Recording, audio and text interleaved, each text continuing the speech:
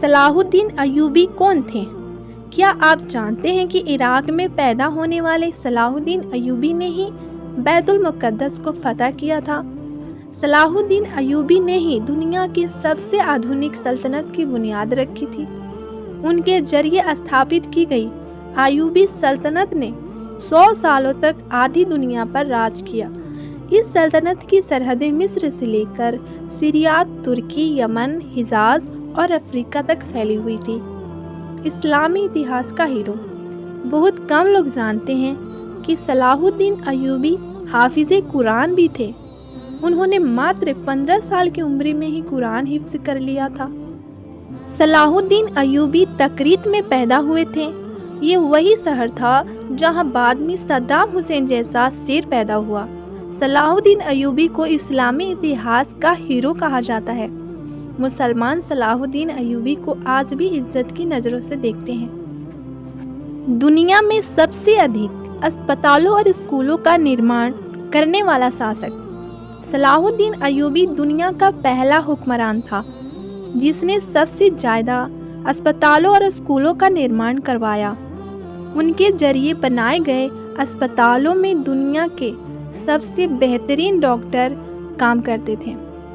आपको ये जानकर शायद हैरानी हो कि दुनिया का पहला शिक्षा बजट सलाहुद्दीन अय्यूबी ने ही पेश किया था। उन्होंने छात्रों के रहने के लिए हॉस्टल और कैंटीन बनाने की जिस परंपरा की शुरुआत की, उसे आज पूरी दुनिया में इस्तेमाल किया जाता है। सलाहुद्दीन अय्यूबी ने कभी जनता का पैसा खुद पर खर्च नहीं किया। यहाँ तक कि उन्होंने अपनी जिंदगी में कभी रेशमी कपड़े नहीं पहने।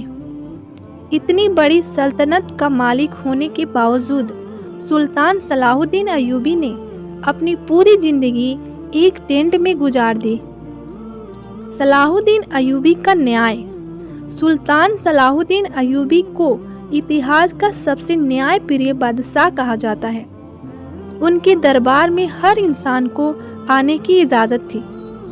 सलाहुद्दीन अय्यूबी ने सप्ताह में 2 बार जनता दरबार लगाने की जिस परंपरा की शुरुआत की, उसे आज बहुत से देशों में इस्तेमाल किया जाता है। सलाहुद्दीन अय्यूबी के इंसाफ पसंदी का ये आलम था कि यहूदी और ईसाई भी अपने फैसलों के लिए उनके दरबार आते थे। सुल्तान सलाहुद्दीन अय्यूबी के दौर में मिस्र दुनिया के सबसे अमीर शहरों में से एक था।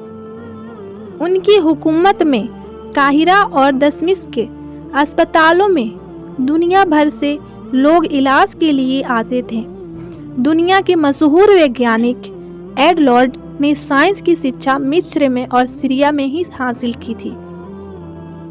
आपको ये जानकर शायद हैरानी हो कि सलाहुद्दीन अय्यूबी के जरिए स्थापित की गई सल्तनत अय्यूबिया में ही आंखों के इलाज पर सबसे ज़्यादा रिसर्च की गई। मोतियाबिंद का सबसे बेहतरीन इलाज मिस्र में ही खोजा